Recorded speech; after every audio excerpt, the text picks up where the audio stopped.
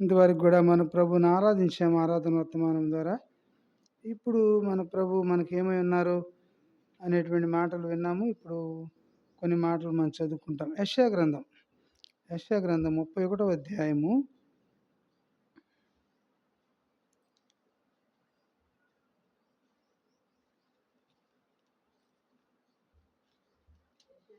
31వ అధ్యాయంలో మొదటి కొన్ని వచనాలు చదువుకుంటాం. 31వ అధ్యాయము యెషయా గ్రంథం 31వ అధ్యాయము మొదటి 3 వచనాలు చదువుకుంటే, ఇశ్రాయేలు పరిశుద్ధ దేవుని లక్ష్య పెట్టకయు యెహోవా యొద్ద విచారింపకయు సహాయము నిమిత్తం ఐగుప్తుకు వెళ్ళుచు గుర్రములను ఆధారం చేసుకుని వారి రథములు విస్తారములనియు రౌతులు బలాఢ్యులనియు వారిని ఆశ్రయించు వారికి శ్రమ అయినను ఆయనయు బుద్ధిమంతుడిగా ఉన్నాడు.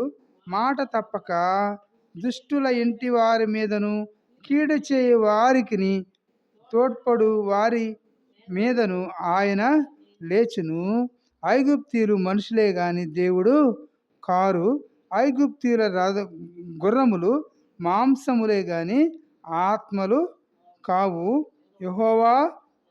యెహోవా తన చెయ్యి చాపగా సహాయము చేయువాడు జోగును, సహాయము పొందువాడు పడును. వారందరూ కూడి నాశనమవుతారని దేవుని. కాబట్టి ప్రభువైన యేసుక్రీస్తు వారు ఈ 3 వచనాలు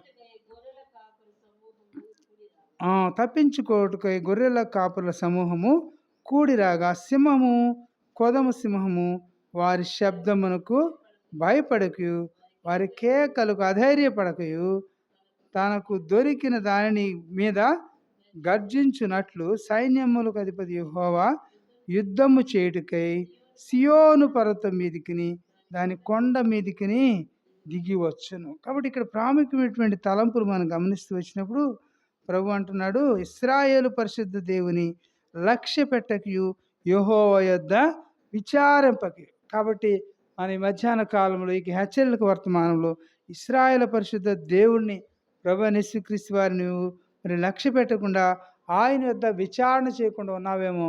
అయితే ఆయన యొద్ద విచారణ చేయకుండా మనం ఏమి కూడా చేయటానికి వీలలేదు. ప్రభువా నన్ను చేయమంటావా, అది చేయమంటావా, అక్కడికి వెళ్ళమంటావా, ఇక్కడికి వెళ్ళొద్దంటావా, వెళ్ళమంటావా లేదా అని ప్రభు యొద్ద మనం విచారణ చేసేటువంటి వారికి ఉండాలి. కానీ ఆయన యొద్ద విచారించకుండా ఆయన యొద్ద ఎంత మాత్రం కూడా దేవుణ్ణి మనం మరి లక్ష్య పెట్టుకోకుండా ఉంటే మనకి శ్రమ వచ్చిందని హెచ్చరిక చేస్తున్నాడు. అందుకే ఇశ్రాయేలు పరిశుద్ధ దేవుని లక్ష్య పెట్టకయు అంటున్నాడు. ఒకవేళ లక్ష్య పెట్టుకోకుండా నిర్లక్ష్య పెడుతున్నావేమో, దేవుని సన్నిధి అంటే నిర్లక్ష్యము, దేవుడు అంటే నిర్లక్ష్యము ఉంటున్నావేమో. అయితే జాగ్రత్తగా ఉండాలని ప్రభువైన యేసుక్రీస్తు వారు హెచ్చరిక చేస్తున్నారు. ఈ మధ్యాహ్న వేళలో సహాయం నిమిత్తం ఐగుప్తుకు వెళ్ళుచు గుర్రములను ఆధారం చేసుకుంటున్నావేమో. కాబట్టి రథములను ఆధారం చేసుకుంటున్నా విస్తారములని రౌతుల బలాఢ్యులని వారికి శ్రమ అంటున్నాడు. కాబట్టి ఇలాంటి వారిని నువ్వు ఆశ్రయిస్తున్నావేమో, నీకు శ్రమ అంటున్నాడు. కొంతమంది ఏమనుకుంటారు, మాకు ఇన్ని గుర్రాలు ఉన్నాయి, ఇన్ని రథములు ఉన్నాయి, నాకేం తక్కువ, నాకేముంది, నాకు ఇంత బలం ఉంది, నాకు అంత బలం ఉంది అనుకుంటాం. కానీ ప్రభు అంటున్నాడు నీకు శ్రమ అని ప్రభు యేసుక్రీస్తు వారు హెచ్చరిక చేస్తున్నారు. ఈ హెచ్చరిక వర్తమానంలో ప్రభు అంటున్నాడు, మాట తప్పకయు దుష్టుల ఇంటి వారి మీదను కీడు చేయి వారికి తోడ్పడు వారి మీదను ఆయన లేస్తాడు. కాబట్టి నీవు ఒకవేళ ఎలాంటి స్థితిలో ఉంటే ప్రభు నీ మీదకి నా మీదకి వాడిగా ఉంటున్నాడు. అందుకని అంటున్నాడు, మాట తప్పకి దుష్టుల ఇంటి వారి మీదకి కీడు చేయి వారికి తోడ్పడు వారి మీద ఆయన లేచును అంటున్నాడు. కాబట్టి ఆయన లేచేటువంటి దేవుడు ఉంటున్నాడు. కాబట్టి అక్కడ అంటున్నాడు 3వ వచనంలో, ఐగుప్తీయులు మనుషులే కానీ దేవుడు కారు. కాబట్టి ఐగుప్తీయులు ఉన్నారు, మాకు ఐగుప్తీయులు ఉన్నారు, నాకేంటి అంత బలం ఉంది, ఇంత బలం ఉంది, నాకు అంగబలం ఉంది, అర్ధబలం ఉంది అనుకుంటారు కదా, అధికార బలం ఉంది అనుకుంటున్నావేమో. అయితే దేవుడు అంటున్నాడు ఈ మధ్యాహ్న వేళలో, ఐగుప్తీయులు మనుషులే కానీ దేవుళ్ళు కారు. వాళ్ళు కూడా మనుషులే కానీ వాళ్ళు దేవుళ్ళు ఎంత మాత్రం కూడా కారు. ఐగుప్తీయుల గుర్రములు మాంసములే కానీ ఆత్మలు కావు. కాబట్టి దేవుడు ఎంత స్పష్టంగా ప్రభు చెప్తా ఉన్నారు. కాబట్టి నీ వీటిని ఆధారం చేసుకుంటున్నావేమో, వీటిని మీద మరి నీవు ఆనుకుంటున్నావేమో. ప్రభు యేసుక్రీస్తు వారు ఈ సమయంలో నిన్ను నన్ను కూడా ఆయన హెచ్చరిక చేస్తున్నారు. ఏమనంటే, ఇశ్రాయేలు పరిశుద్ధ దేవుని లక్ష్య పెట్టకుండా ఒకవేళ ఉంటున్నావేమో, ఇశ్రాయేలు పరిశుద్ధ దేవుడైనటు యేసుక్రీస్తు వారిని లక్ష్య పెట్టుకోకుండా ఆయన్ని మరి తృణీకరిస్తున్నావేమో, నిన్ను నీవు పరిశీలన చేసుకుని యోగ్యమైన రీతిలో బలలో పాలు పంపులు పొందాలని దేవుడు హెచ్చరిక చేస్తున్నారు. అలాగే ఇదే యెషయా గ్రంథం 30వ అధ్యాయంలో 2, 3 వచనాలు కూడా చదువుకుంటాం. 30వ అధ్యాయము 2, 3 వచనాలు కూడా చదువుకుంటే, వారు నా నోట మాట విచారణ చేయక ఫరో బలము చేత తమ్మును తాము బలపరుచుకున్నటకు ఐగుప్తు నీడను శరణజొచ్చుటకు ఐగుప్తుకు ప్రయాణము చేదురు. ఫరో వలన కలుగు బలము మీకు అవమానకరమగును. ఐగుప్తు నీడ శరణజొచ్చు వలన మీకు సిగ్గు కలుగును అంటున్నాడు. ఒకవేళ మనుషులు ఎలా ఉన్నారంటే, ఐగుప్తు అనగా లోకమునకు సాదృశ్యం. లోకంలో నాకు చాలా బలం ఉంది, నాకు చాలామంది ఉన్నారు, నాకు సపోర్ట్గా అనుకుంటున్నావేమో. దేవుని వాక్యం ఏం సెలవిస్తుందంటే, కాబట్టి దానివల్ల ఏం కలుగుతుందంట, ఫరో వలన కలుగు బలము మీకు అవమానము. కాబట్టి ఫరో వలన కలిగేటువంటి మరి బలము, నేను బలంగా ఉన్నాను, నేను ధైర్యంగా ఉన్నాను, నాకు చాలా అంగబలం ఉంది అనుకుంటున్నావేమో, దాని మూలకంగా నీకు అవమానం కలుగుతుంది. ఐగుప్తు నీడన మరి ఉన్నప్పుడు నీకు సిగ్గు కలుగుతుంది. కాబట్టి అటు విధంగా ఉంటే నీకు నష్టపోయేటువంటి వారుగా ఉంటావని దేవుడు మధ్యాహ్న వేళలో హెచ్చరిక చేస్తూ ఉన్నారు. కాబట్టి ఇంకొక మాట కూడా మనం చూస్తే, విలాప వాక్యంలో 33వ అధ్యాయము 37వ వాక్యం యెరెమీయా గ్రంథం తర్వాత ఉంటుంది చూడండి. విలాప వాక్యముల్లో మాట చూస్తాం. విలాప వాక్యములు ఎక్కడుంది? యెరెమీయా గ్రంథం తరువాత ఉంటుంది. విలాప వాక్యములో మరి యెరెమీయా కూడా ఏమంటున్నాడంటే, 3వ అధ్యాయం 37వ వచనంలో ఏం రాయబడుతున్నదంటే, ఆ మాట మనం కాబట్టి ఇక్కడ ఏమంటున్నాడు, ప్రభు సెలవులేనిది మాట ఇచ్చి నెరవేర్చగలవాడు ఎవడు కదా. ఎంత మంచి మాట. ప్రభు సెలవు లేక మరి మనం అన్నం తిని బ్రతకగలమా? కాబట్టి ప్రభు సెలవు ఉంటేనే మనం నేటి వరకు కూడా సజీవులుగా ఉన్నాం. కానీ ప్రభు సెలవు లేకపోతే మనం ఎప్పుడో ఈ లోకం విడిచి వెళ్ళేవారు. అందుకని ఈ యొక్క విలాప వాక్యములు ఆయన అంటున్నాడు, ప్రభు సెలవు లేనిది మాట ఇచ్చి నెరవేర్చగలవాడెవడు? ఈనాడు అనేకమైనటువంటి మాటలు, అనేకమైనటువంటి వాగ్దానాలు చేస్తారు, కానీ ఎవరు కూడా వాగ్దానాలు, మాటలు నెరవేర్చేటువంటి వారుగా ఎవరూ లేరు. అందుకని ప్రభు అంటున్నాడు, ప్రభు సెలవు లేనిది మాట ఇచ్చి నెరవేర్చగలవాడు ఎవడు అనేటువంటి మాటలు చూస్తున్నాం.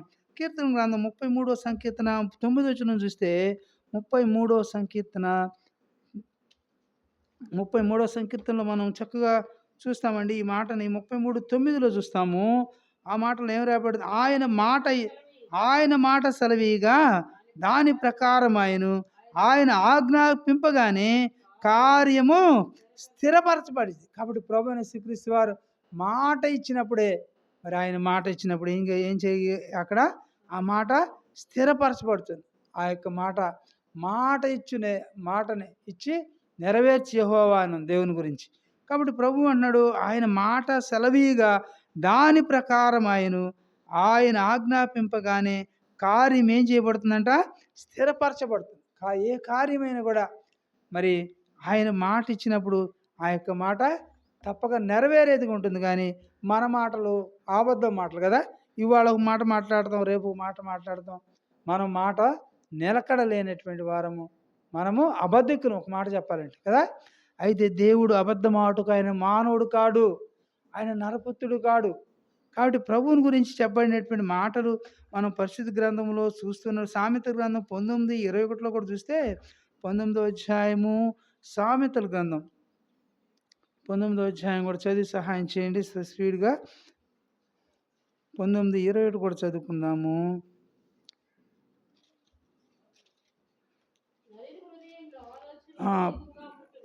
19:21లో ఏం కాబట్టి అక్కడ అంటున్నాడు, ఆ మాటలు మన గమనానికి తీసుకొస్తున్నప్పుడు ప్రభు ఎంత చక్కగా ఆ మాటలు మన గమనానికి 19వ అధ్యాయము 21వ వచనములో ఏం రాయబడుతున్నది? కాబట్టి నరుని హృదయములో, ఎవరి హృదయం అంట? నరుని హృదయములో ఆలోచనలు అనేకములుగా పుట్టును, యెహోవా యొక్క తీర్మానమే స్థిరం కదా. యెహోవా మాటే స్థిరమైంది కానీ నరుల హృదయంలో ఆలోచనలు అనేకమైనటువంటి ఆలోచనలు ఉంటాయి. ఉదయం పూట కొన్ని ఆలోచనలు ఉంటాయి, రాత్రి పడుకున్న తర్వాత కొన్ని ఆలోచనలు ఉంటాయి కదా, అవునా కదా? కాబట్టి దేవుని మాటలు ఎంత స్పష్టంగా ఉన్నాయంటే ప్రభువైన యేసుక్రీస్తు వారు మన గమనంలో తీసుకొస్తున్నటువంటి మాటలు అంత స్పష్టంగా నరుని హృదయంలో ఆలోచన అనేకముగా పుట్టును, యెహోవా యొక్క తీర్మానమే స్థిరమైనది. కాబట్టి ఆయన మాటలు స్థిరమైనటువంటి మాటలు. మన మాటలు మాటలు మన మాటలు మాటలు చెప్పాలంటే టక్కర మాటలు మనం మాట్లాడతాం కదా. అయితే దేవుడు అలాంటి వాడు కాదు. ప్రభువైన యేసుక్రీస్తు వారి ఆలోచన స్థిరమైనటువంటి ఆలోచనలు, స్థిరమైనటువంటి మాటలు దేవుడు మాట్లాడేటువంటి వారు ఉన్నారు. అందుని బట్టి మన ప్రభువుని మన గమనానికి తీసుకొస్తున్నారు. మనం ఏ విధంగా ఉన్నాం, మన మాట ఏ విధంగా ఉన్నది, మన యొక్క తీర్మానం ఎలా ఉన్నది. అలాగే 21వ అధ్యాయం సామెతల గ్రంథం 21:30 కూడా చదువుకుంటాం. 21 అధ్యాయము ప్రక్కనే ఉంటుంది. 21వ అధ్యాయము 30 వచనం కూడా మనం చదువుకుంటే, కాబట్టి యెహోవాకు విరోధముగా కాబట్టి జ్ఞానమైనను వివేచనైనను ఆలోచనైనను నిలవదు. కాబట్టి యెహోవా యొద్ద మరి ఎలాంటి మాటలంటే యెహోవాకు విరోధమైనటువంటి జ్ఞానమైనా కావచ్చు, వివేచనైనా అవ్వచ్చు, మూడోది ఆలోచన అయినా కానీ ఆయనకు విరోధముగా మాత్రం కూడా నిలవదని దేవుని మాటలు సెలవిస్తూ ఉన్నాయి. కాబట్టి ప్రభువైన యేసుక్రీస్తు వారు మన గమనానికి తీసుకొచ్చినటువంటి మాటలు మనం చదువుకుంటున్నప్పుడు మన దేవుడు ఎలాంటి దేవుడు అని చూసినప్పుడు విలాప వాక్యంలో మనం ఏం చూసాము, 33వ అధ్యాయం 37వ వచనంలో. కాబట్టి ఇర్మీయా గ్రంథంలో కూడా ఒక మాట చూద్దాం క్లుప్తంగా, సమయం అయిపోతుంది కనుక. మరి ఇర్మీయా గ్రంథం 9వ అధ్యాయం 4-5 వచనాలు చదువుకుంటాం. ఇర్మీయా గ్రంథం 9వ అధ్యాయములో 4-6 వచనాలు. 9వ అధ్యాయము 4-6 వచనాలు కూడా. కాబట్టి అంటున్నాడు, మీలో ప్రతివాడు కూడా తన పొరుగు వాని విషయమై జాగ్రత్తగా ఉండవలెను. ఏ సహోదరుడినైనను నమ్మకుడి, నిజముగా ప్రతి సహోదరుడును. కాబట్టి ప్రతి సహోదరుడు ఎలా ఉన్నాడంట, తంత్రగొట్టి అయి తన సహోదరుని కొంప ముంచును అని రాయబడుతున్నది. చదవండి. ప్రతి పొరుగువాడును కొండములు చెప్పుటకై తిరుగులాడుచున్నాడు. కాబట్టి ఎంత స్పష్టంగా ప్రభువైన యేసుక్రీస్తు వారు వారి మాటలు ఈ మధ్యాహ్నం వేళలో మనకి ఇస్తామని, సత్యమును పలుకక, 5వ వచనం, కాబట్టి సత్యమును పలుకక ప్రతివాడును తన పొరుగు వారిని వంచించును, తన పొరుగు వారిని వంచించును. అబద్ధములాడుట తమ నాలుకకు అభ్యాసము చేసి ఉన్నారు. కాబట్టి ఎదుటివాని తప్పులు పట్టవలని ప్రయాసపడుతున్నారంట. చూసావా, దేవుని మాటలు ఎంత స్పష్టంగా ప్రభువైన యేసుక్రీస్తు వారు ఇర్మీయా గ్రంథం ద్వారా రాపిస్తున్నారంటే 6వ వచనం చదవండి, మరోసారి చదువుకుందాం ఆ మాటలు. 6వ వచనం చూస్తే, కాబట్టి నీ నివాస స్థలము కాపట్యము మధ్యనే ఉన్నది, వారు కపటులై కాబట్టి నన్ను తెలుసుకొని నొల్లకున్నారు, ఇదే యెహోవా వాక్ అంటున్నాడు. కాబట్టి ఇర్మీయా గారు అంటున్నాడు ఈ మధ్యాహ్న వేళలో మన గమనంలో తీసుకొస్తూ, మీలో ప్రతివాడు కూడా ఎలా ఉన్నాడంట, తన పొరుగు వాని విషయమై జాగ్రత్తగా ఉండాలి. కాబట్టి ఎవరైనా కూడా అన్నైనా, అక్కైనా, చెల్లైనా, అమ్మైనా, తమ్ముడైనా ఎలా ఉండాలని అక్కడ రాయబడుతున్నదండి. మీలో ప్రతివాడును తన పొరుగు వాని విషయమే ఎలా ఉండాలంట, జాగ్రత్తగా ఉండాలని హెచ్చరిస్తున్నాడు ప్రభువైన యేసుక్రీస్తు వారు. ఆ బలలో ప్రవేశించిపోయే ముందు ప్రభు బలవర్తమానంలో మన భాగమును తీసుకొస్తున్నప్పుడు, మీలో ప్రతివాడును తన పొరుగు వాని విషయమై, ఎవరి విషయమేనంట, నా యొక్క పొరుగు వాని విషయమై మనం జాగ్రత్తగా ఉండవలను. ఏ సహోదరునైనా కూడా నమ్మకుడు అని రాయబడుతుంది. నా మాటలు కాదు, పరిశుద్ధ గ్రంథమైన బైబిల్లో రాయబడినటువంటి మాటలే. ఈ మధ్యాహ్న వేళలో ప్రభు నా గమనంలోకి ఇచ్చినటువంటి మాటలు మాత్రమే మీకు తీసుకురాబడుతూ ఉన్నాయి. కాబట్టి అంటున్నాడు, ఏ సహోదరునైనా కూడా నమ్మకుడి, నిజముగా అంటున్నాడు. నమ్మకుడి అన్నాడు, అక్కడ కామ పెట్టి అంటున్నాడు. కాబట్టి నిజముగా అనేటువంటి మాటను అక్కడ ఉపయోగిస్తున్నాడు. నిజముగా ప్రతి సహోదరుడును అతడు ఎలా ప్రతి సహోదరుడు కూడా తంత్రగొట్టి అయి తన సహోదరుని కొంప ముంచుతాడంట. చూసారా ఎలాంటి మాటలు ప్రభు తెచ్చే మరి ఇవన్నీ కూడా అక్షరాల మన జీవితాల్లో మరి లోకంలో ఇవన్నీ కూడా మనం చూస్తూనే ఉన్నాం. కాబట్టి నీవు నేను కూడా ఎలా ఉండాలంట? జాగ్రత్తగా ఉండాలి. జాగ్రత్తగా ఉండకపోతే మోసపోతాం, నష్టపోతాము. కనుక నష్టపోయిన తర్వాత, మోసపోయిన తర్వాత చేయగలిగింది ఏమి కూడా లేనే లేదు. చేతులు గాలిన తర్వాత ఆకులు పట్టుకుంటే ఏమైనా ప్రయోజనం ఉందంటారా? ఏమీ కూడా ఉండదు. కాబట్టి ప్రతి సహోదరుడు కూడా ఎలా ఉన్నాడు అనేటువంటి మాటలు పరిశుద్ధ గ్రంథంలో మరియు భక్తులు రాయించినటువంటి వారుగా మనం చూస్తున్నాం. 5వ వచనంలో చూస్తాము. కాబట్టి ఈ భాగం కొంత భాగం ఉంది కదా. మరి ప్రతి పొరుగు వాడును కొండెములు చెప్పుడుకై తిరుగులాడుచున్నాడు. కాబట్టి ఈనాడు కొండేలు చెప్పడం కదా. వీరి మీద వారికి, వారి మీద వీరికి, వారి విషయాలు వాళ్ళకి, వాళ్ళ బంధువుల విషయాలు వీళ్ళ బంధువులకి, వీళ్ళ బంధువుల విషయాలు వాళ్ళ బంధువులకు చెప్పి తగాదలు పెడుతున్నారు. అగ్గిపుల్ల లాంటి వాళ్ళు అన్నమాట. వీళ్ళు ఎలాంటి వారంటే అగ్గిపెట్టి అంటారు. మరి ఆయన అనేవాడు, ఆయన పేరు ఏం పేరు నాకు గుర్తు రావట్లేదు. కాబట్టి అగ్గిపెట్టి అలాగా ఈనాడు విశ్వాసులు ఉంటా ఉన్నారు. కాబట్టి ఎలాంటి వారు ఉన్నారంటే కొండెములు చెప్పుటకై తిరుగులాడుతున్నారు. అటు తిరుగుతారు, ఇటు తిరుగుతారు.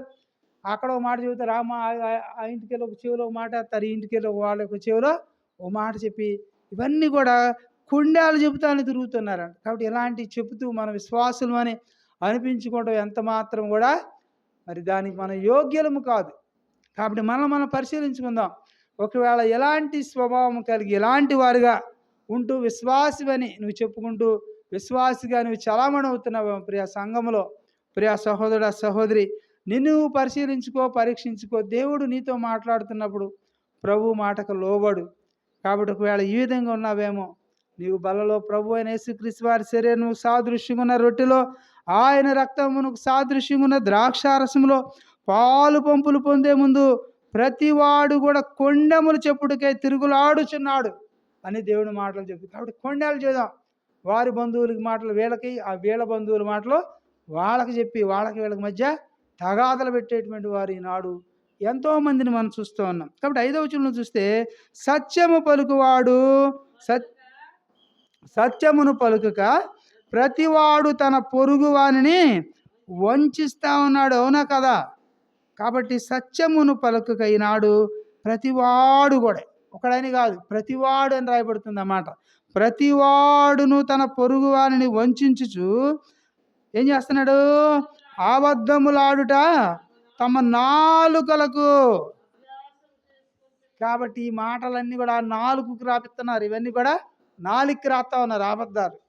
తేనె అటు రాస్తారు నాలుగుకి, ఆ విధంగా అబద్ధం అనేటువంటి దానిని నాలుగుకి రాస్తున్నారు. ఈ మాటలు చదువుతున్నటువంటి సత్యమును పలుకక ప్రతివాడు తన పొరుగువానిని వంచుచు అబద్ధములాడుట తమ నాలుకలకు అభ్యాసము చేసి ఉన్నారని రాయబడుతుంది. అభ్యాసం చేస్తున్నారు. చదువుకునే వాళ్ళు అయితే ఏ విధంగా పాఠాలు చదువుకుంటారో అట్టి విధంగా వీరేం చేస్తున్నారంట, వారి నాలుకలకు చెడు మాటలు, అక్కడ మాటలు ఇక్కడ, ఇక్కడ మాటలు అక్కడ, అబద్ధాలు, కొండెములు ఇవి చెబుతూ ఉన్నారంట. అయితే ప్రభు అంటున్నాడు, చదువుతాం, అభ్యాసం చేసి ఉన్నారు, ఎదుటి వాని తప్పులు పట్టవలనని ప్రయాసపడుతున్నారంట. కాబట్టి నీ నివాస స్థలము కాబట్టి కాపట్యము మధ్యనే ఉన్నది. వారు కపటులై నన్ను తెలుసుకొనున్నకున్నారు. ఇదే యెహోవా. వారు కపటులుగా ఉంటున్నారు. ప్రభు యేసుక్రీస్తు వారిని తెలుసుకోనేటువంటి వారుగా ఉన్నారని దేవుని మాటలు తెలియపరుస్తా ఉన్నాయి. కాబట్టి ఒకవేళ నీవు ఇటువారిగా ఎలాంటి ఉంటే నీవేమాత్రం కూడా, నీకు ఎంత మాత్రం కూడా మందిరానికి వెళ్ళి రావటం వల్ల నీకేమాత్రం క్షేమం లేదు, ఆశీర్వాదం అంతకన్నా లేదు, దీవెన అంతకన్నా కూడా లేనే లేదు. కాబట్టి ఇలాంటి అబద్ధాలు, ఇలాంటి కపటపు మాటలు ఒకవేళ మనలో ఉన్నవేమో, మనలో మనం పరిశీలించుకుందాం. అది ప్రభు అయిన యేసుక్రీస్తు వారి శరీరమునకు సాదృశ్యంగా ఉన్నటువంటి రొట్టె ఉన్నది. ఆయన యొక్క ఆయన యొక్క రక్తమును సాదృశ్యంగా ఉన్నటువంటి ద్రాక్షారసం మన మధ్య ఉంచబడి ఉన్నది, మందిరం మధ్యలో ఉన్నది. కాబట్టి మనల్ని మనం పరిశీలించుకుని యోగ్యమైన రీతిలో వాటిలో మనం పాలు పంపులు పొందవలసిన వారమైన. చివరిగా హెబ్రీ పత్రిక 4వ అధ్యాయం, చివరి హెచ్చరిక హెబ్రీ పత్రిక 4వ అధ్యాయం. అపోస్తలుడైన పౌలు హెబ్రీ సంఘాన్ని రాస్తూ 4వ అధ్యాయము 14 నుంచి 16 వరకు చదువుతాం. 4వ అధ్యాయం అండి.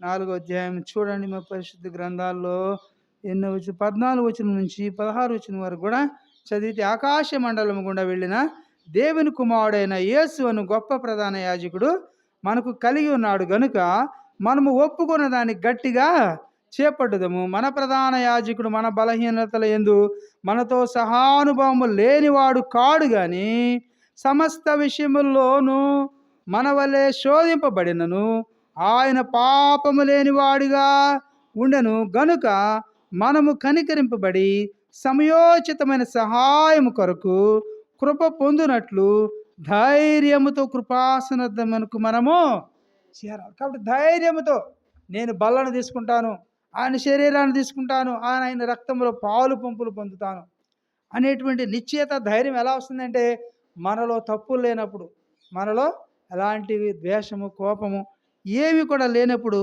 నేను కూడా ధైర్యంగా చెప్తాం, నేను చనిపోయిన దేవుని కొరకు చనిపోతాను, నాకు ఇంకేమి కూడా వెనక బాధ్యతలు ఏమీ లేవు, బ్రతికితే దేవుని కొరకు బ్రతుకుతాను, లేకపోతే దేవుని దగ్గరికి వెళ్ళిపోతాను అనేటువంటి తీర్మానం కలిగి ఉండాలి. అందుకనే ప్రభు ఈ మాటలంతా చక్కగా చెబుతున్న, ఆకాశ మండలం గుండా వెళ్ళిన దేవుని కుమారుడైన యేసు అను ప్రధాన యాజకుడు ఉన్నాడు.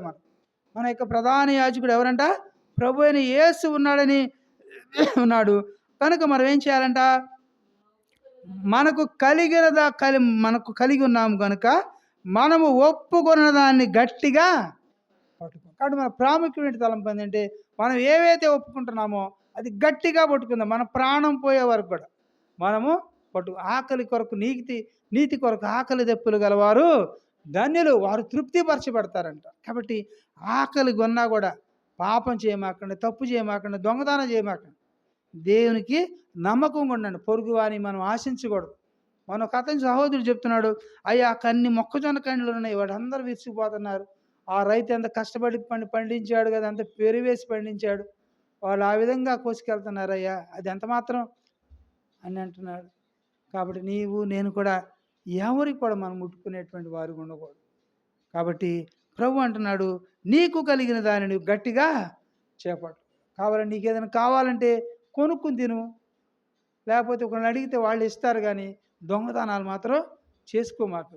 కాబట్టి ప్రియ సహోదరుడు, సహోదరి, ప్రభు అంటున్నాడు, నేను మరి ఓపెన్గా కూడా మీకు చెప్తా ఉన్నా. కాబట్టి ప్రియ సహోదరి, సహోదరులారా, ఇక్కడ అంటున్నాడు, మనం ఒప్పుకున్న దాన్ని గట్టిగా చేపడదామంటున్నాడు. కాబట్టి అట్టి విధంగా నేను కూడా ఒప్పుకున్నటువంటి రక్షణను నేను కూడా అంతం వరకు కూడా గట్టిగా చేపట్టిన మనమే క్రీస్తులో పాలువారమైనటువంటి వారు ఉంటాం.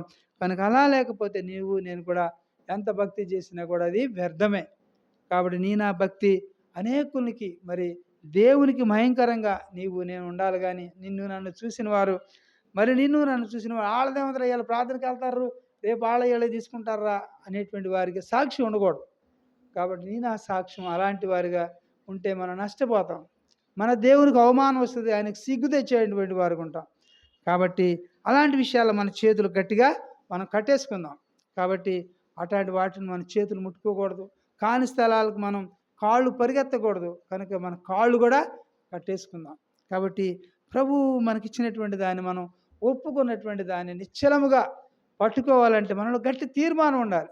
తీర్మానం ఉంటేనే మనం అలాగూ చేయగలుగుతాం. కానీ మరి నామకార్థ భక్తి, వేషధారణ భక్తి, ఆచార భక్తి, అలవాటు భక్తిగా ఏదో రోజులు గడిచిపోతాయి, కాలం గడిచిపోతుంది అనుకుంటే నువ్వు ఆ మోక్షాన్ని చేరలేవు, ఆ పరలోకాన్ని అంతకన్నా కూడా చేరలేవు, నష్టపోతావు. అందుకని అంటారు కదా, రెండింటికి చెడ్డ రేవుడిలా అయిపోతావు. కాబట్టి ప్రియ సహోదరి, సహోదరులారా, దేవుడు మనకిచ్చినటువంటి రక్షణ గట్టిగా చేపట్టి అంతం వరకు కూడా చేపట్టిన మనమే క్రీస్తులో పాలివారమే ఉంటాం, మనమే దేవుని పిల్లలం. ఈ హెచ్చరికల ద్వారా మనం ప్రభు బలలో మనం యోగ్యమైన రీతిలో పాలు పంపులు పొందుతాం.